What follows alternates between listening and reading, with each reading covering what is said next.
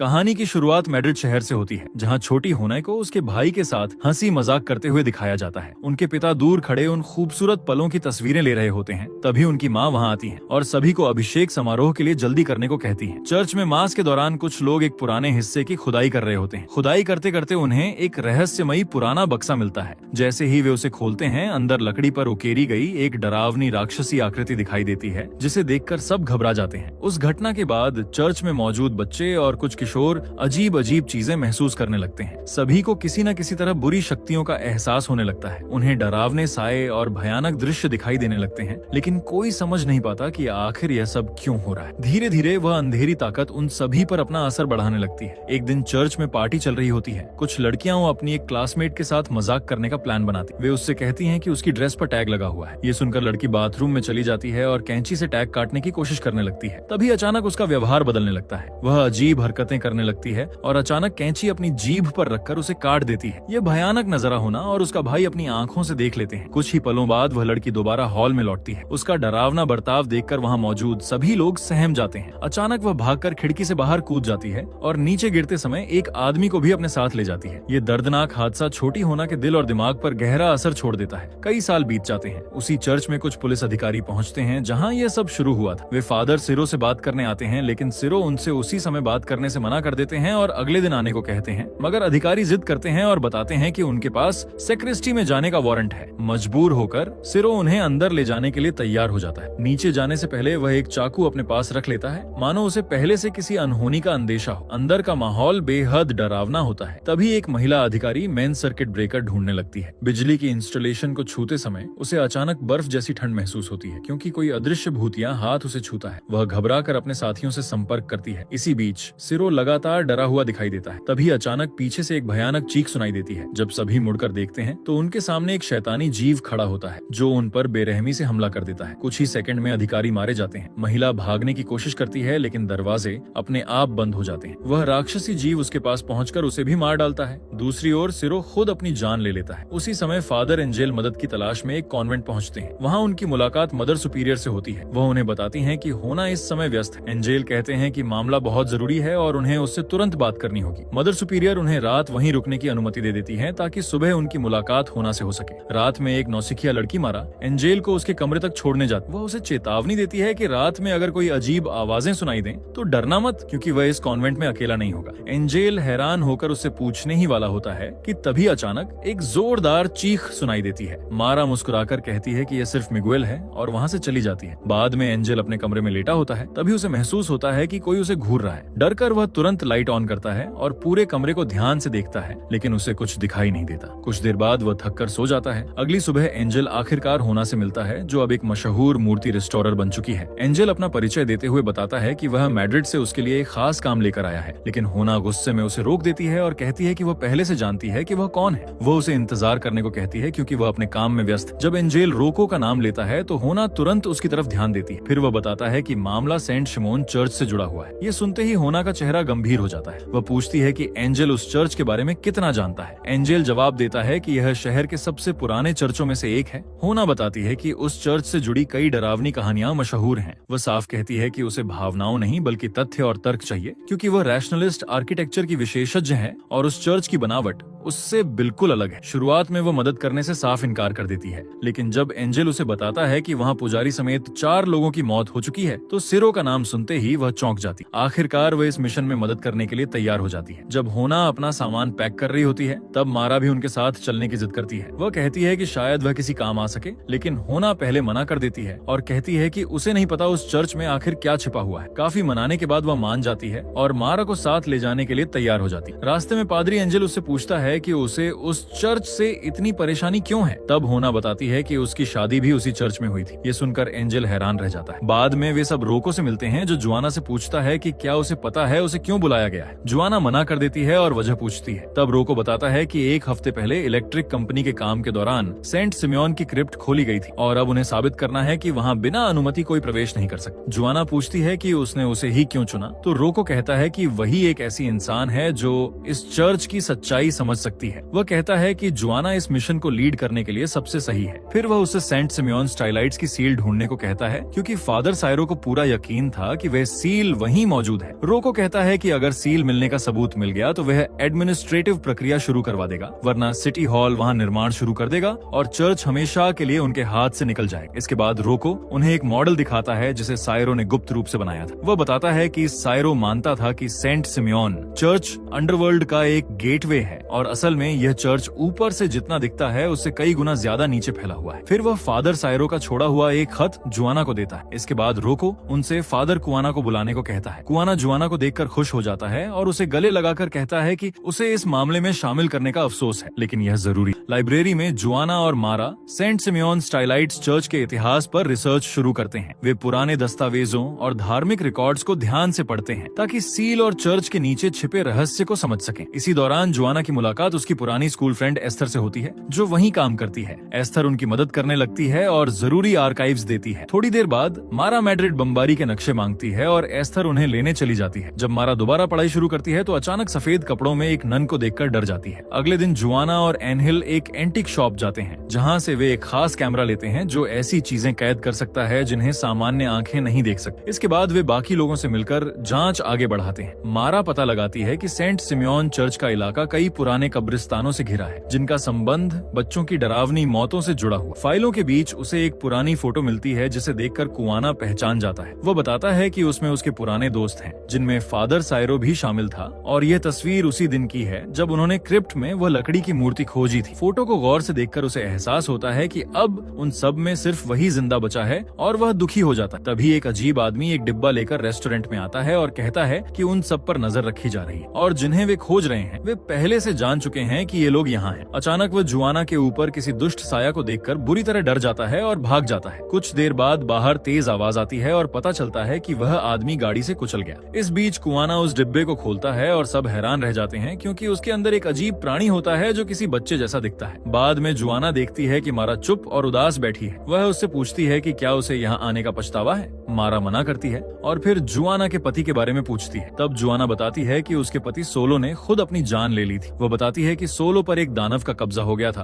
और फादर कुआनव रोको ने कई बार उसका एक्सोर्सिज्म करने की कोशिश की, लेकिन कुछ काम नहीं आया। हालत इतनी खराब हो गई कि एक दिन जुआना ने उसे जहर पीने के बाद तड़पते हुए पाया। उसने उसे बचाने की कोशिश की, लेकिन सोलो ने उससे शांति से मरने की विनती की। फिर जुआना अपने भाई मिगुएल की दर्दनाक कहानी भी सुनाती है। वह बताती है कि बचपन में मिगुएल को पहले सिर्फ नाइट टेरर्स होते थे, लेकिन बाद में वह एक ही समय पर अलग अलग जगहों पर दिखाई देने लगा, जैसे उसकी दो परछाइयां हों। इस अजीब घटना ने सबको डरा दिया और हालात लगातार भयानक होते गए। ये सब याद करते हुए जुआना रो पड़ती है और लेट जाती है, जबकि मारा उसे सांत्वना देने की कोशिश करती है। सुबह होते ही पूरी टीम फिर से उस शापित चर्च में इकट्ठा होती है और अंदर जाने की तैयारी करती है। वाना कहती है कि यह जगह बहुत डरावनी है, जबकि एनेल भी मानता है कि यह ईश्वर के खिलाफ एक अपमान जैसी लगती है। इसके बाद सब लोग नीचे सैकड़ी की तरफ उतरते हैं। तभी कुइना बताता है कि फादर सायरो ने इस चर्च को लेकर कई जुनूनी और अजीब थ्योरीज बना ली थी। नीचे पहुंचकर उन्हें एक कब्र दिखाई देती है, लेकिन कुइना साफ कहता है कि यह नकली है, क्योंकि वहां कभी किसी को दफनाया ही नहीं गया। वाना की मदद से वह पत्थर की भारी स्लैब को धक्का देता है और बताता है कि किसी ने जानबूझकर इस रास्ते को छिपाया था। नीचे उतरने से पहले वह सबको चेतावनी देता है कि कोई भी अलग ना हो, क्योंकि साथ रहना ही उनके बचने का एकमात्र तरीका है। इसके बाद समूह सुरंगों में आगे बढ़ता है और दीवारों पर चमकते हुए फॉस्फोरेसेंट पेंट के निशान देखता है। वाना एंगेल से सब रिकॉर्ड करने को कहती है ताकि यह सबूत रोको तक पहुंच सके। वह बताती है कि ऐसा पेंट सिर्फ 1980 के बाद बना था, जिससे साफ है कि ये कोई प्राचीन निशान नहीं है। चलते चलते वाना थोड़ा पीछे रह जाती। तभी एक दुष्ट सत्ता उसके पास आती है, उसके कान में कुछ फुसफुसाती है और अचानक उसका लैंप फट जाता है। बाकी लोग तुरंत लौटकर देखते हैं कि वह ठीक है या नहीं। फिर सब आगे बढ़ते हैं। कुछ दूर जाकर उन्हें गहराई में दफन जगह मिलती है, जिन्हें देखकर एनहिल हैरान रह जाता है, क्योंकि वे लगभग 200 मीटर नीचे होते हैं। एनहिल रिकॉर्डिंग शुरू करता है और वाना मारा से कहती है कि सबूत इकट्ठा करें। तभी मारा फोटो लेते समय देखती है कि वहाँ मौजूद अजीब आकृतियां एनहिल की टॉर्च की रोशनी पर प्रतिक्रिया कर रही हैं, जिससे वह डर जाता है। तभी कुइना कहता है कि ये कब्रें नहीं बल्कि दानव हैं। आगे बढ़ते हुए वे गुफा की छत पर एक रहस्यमयी चित्र देखते हैं। एंगेल कहता है कि उन्हें जल्दी से सील ढूंढकर यहाँ से निकलना होगा। कुइना कहता है कि सायरो सही था और इस जगह को ईश्वर ने छोड़ दिया है। तभी उन्हें आवाज सुनाई देती है और वे उसकी दिशा में जाते हैं। वहाँ पहुंचकर वे असली सील को देखते हैं और उसकी मौजूदगी से हैरान होकर खुश हो जाते हैं। एनेल उस पर लिखे शब्द पढ़ने की कोशिश करता है, लेकिन वे किसी बहुत प्राचीन भाषा में होते हैं। मारा सुझाव देती है कि इसे बाहर ले जाकर आराम से जांच करनी चाहिए, मगर वाना इसका विरोध करती है और काफी समझाने के बाद मारा उसे मना लेती है। जैसे ही वे सील हटाते हैं, सभी को अजीब एहसास होने लगता है और पूरी जगह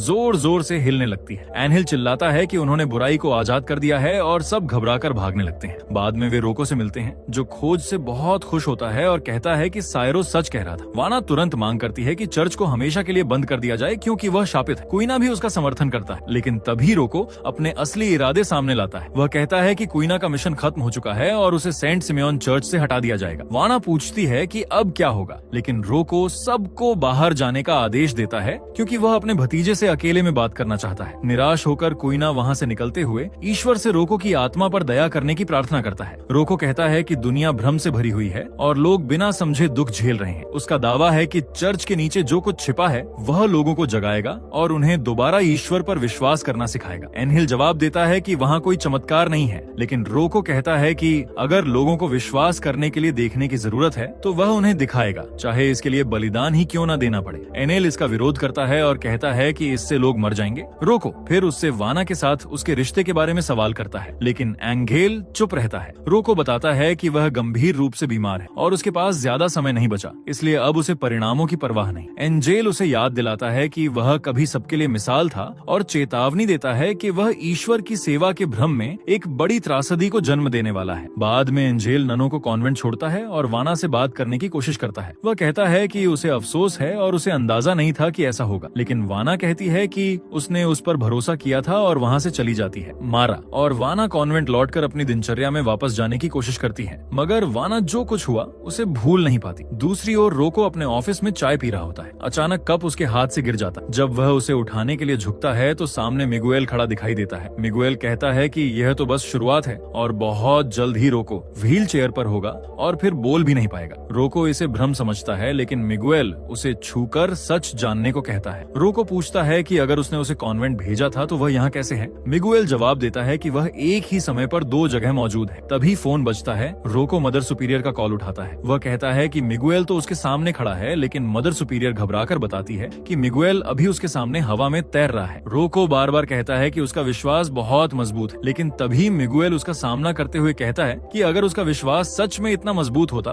तो वो मरे हुए लोगों का इस्तेमाल करके जिंदा लोगों को धोखा नहीं देता। रोको जवाब देता है कि डर ही वह चीज है जो लोगों के अंदर विश्वास पैदा करता है। मिगुएल उसे धमकाते हुए कहता है कि उसकी सजा बहुत जल्द आने वाली है और वे ऊपर लगे स्पॉटलाइट की तरफ इशारा करता है, फिर अचानक गायब हो जाता है। दूसरी तरफ क्वीनिया गैसोलीन का कैन लेकर सेंट सिमेओन स्टाइलाइट्स चर्च पहुंचता है ताकि उसे आग लगाकर हमेशा के लिए खत्म कर सके। वह आग लगाने से पहले प्रार्थना करता है, लेकिन तभी उसे अजीब आवाजें सुनाई देने लगती हैं। गुस्से में वह चिल्लाता है कि सब उसके दिमाग से बाहर निकल जाए और पूरे चर्च में पेट्रोल फैलाने लगता है। उसी समय रोको रिकॉर्डिंग देख रहा होता है। तभी फुटेज में उसे एक दानव अपनी तरफ बढ़ता हुआ दिखाई देता है। पहले वह इसे भ्रम समझता है, लेकिन कुछ ही पलों में उसे एहसास होता है कि वह सचमुच बाहर आ रहा है। वह घबराकर मशीन बंद करने की कोशिश करता है, मगर नाकाम रहता है और दानव रिकॉर्डिंग से बाहर निकलकर उस पर हमला कर देता है। इसी बीच क्वीनिया आग लगाने ही वाला होता है कि अचानक एक दानव उसे पकड़ लेता है। दूसरी ओर मिगुएल को सफेद नन पकड़कर किसी दूसरी जगह ले जाती है। जब वाना को पता चलता है कि उसका भाई गायब है तो वह घबरा जाती है और मारा उसे शांत करने की कोशिश करती है, लेकिन वाना कहती है कि वे लोग मिगुएल को चर्च ले गए हैं और उसे बचाना होगा। कुछ देर बाद वो चर्च पहुंचती है, जहां उसे कई लोग मिलते हैं, जिनमें एंजेल भी शामिल होता है। वो बताता है कि क्वीनिया और रोको दोनों मर चुके हैं और अब उन्हें जल्दी कुछ करना होगा,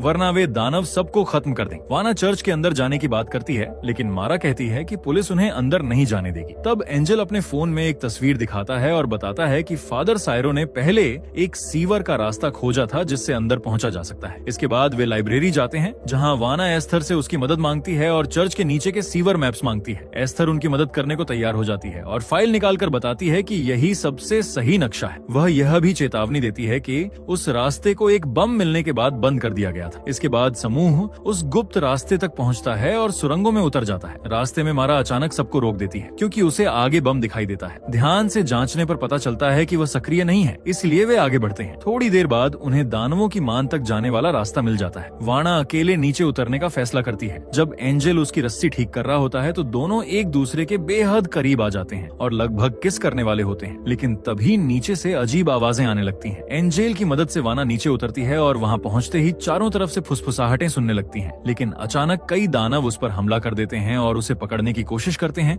लेकिन वह खुद को छुड़ा लेती है। तभी उसके सामने सोलो की आत्मा प्रकट होती है। वाना तुरंत समझ जाती है कि वह उसका असली पति नहीं है, क्योंकि सोलो मर चुका है। वह गुस्से में अपने भाई को छोड़ने की मांग करती है। दानव जवाब देता है कि मिगुएल अब कभी बाहर नहीं जाएगा और हमेशा उन्हीं के साथ रहेगा। तभी सफेद नन प्रकट होती है और सोलो की आत्मा पीछे हट जाती है। इसके बावजूद वाना हार नहीं मानती और अपने भाई को ढूंढती रहती है। आखिरकार वह मिगुएल तक पहुंचती है, लेकिन देखकर टूट जाती है कि वह पूरी तरह दानवी शक्ति के नियंत्रण में। इसके बाद दानव उसे उन सभी आत्माओं को दिखाता है जिन्हें उसने वर्षों से कैद कर रखा है, जिनमें वाना के करीब के लोग भी शामिल होते हैं। ये देखकर वह टूट जाती है, लेकिन खुद को संभालते हुए जोर जोर से बाइबल का पाठ पढ़ना शुरू कर देती है ताकि बुराई का सामना कर सके। तभी कुछ क्षणों के लिए क्वीना की चेतना लौटती है और वह उससे कहता है कि वह हमेशा उसके साथ रहेगा और सच्चा विश्वास मौत से भी बड़ा होता है। डरी हुई वाना कहती है कि वह अब और नहीं लड़ सकती। तब क्वीना उसे बचपन का वह गीत याद करने को कहता है जो उसके विश्वास और अतीत से जुड़ा है। तभी सफेद नन फिर से क्वीना के शरीर पर कब्जा कर लेती है, लेकिन वाना गाना शुरू कर देती है और वह गीत अपने भाई के लिए गाती है। धीरे धीरे मिगुएल दानवी कब्जे से मुक्त होने लगता है और वापस सामान्य हो जाता है। अपने भाई को ठीक देखकर वाना की आंखों में आंसू आ जाते हैं। मिगुएल उससे कहता है कि अब उसे यहाँ से जाना होगा और दोनों की तरफ से जिंदगी जीनी होगी, क्योंकि वह खुद वहीं रहेगा ताकि इन दानवों को हमेशा के लिए कैद रख सके। वो बताता है कि उसने यहाँ बहुत समय बिताया है और इन शक्तियों को समझ चुका है। वह यह भी कहता है कि सफेद नन इस दुनिया की नहीं है, लेकिन उसे वापस भेजने का तरीका पता है। वाना बहुत रोती है, मगर आखिरकार अपने भाई का फैसला स्वीकार कर लेती है। वह उसे कसकर गले लगाती है और अलविदा कहती है। इसके बाद पूरी टीम जल्दी जल्दी बाहर निकल जाती है और कुछ ही देर बाद पूरा चर्च एक भयानक विस्फोट के साथ ढह जाता है। अगले दिन चर्च का नया अधिकारी गैस लीक की कहानी को आधिकारिक कारण मान लेता है और उस प्रॉपर्टी को बेचने का फैसला करता है। अंत में वाना और एंजेला अपने धार्मिक कर्तव्यों को छोड़कर साथ रहने का फैसला करते हैं।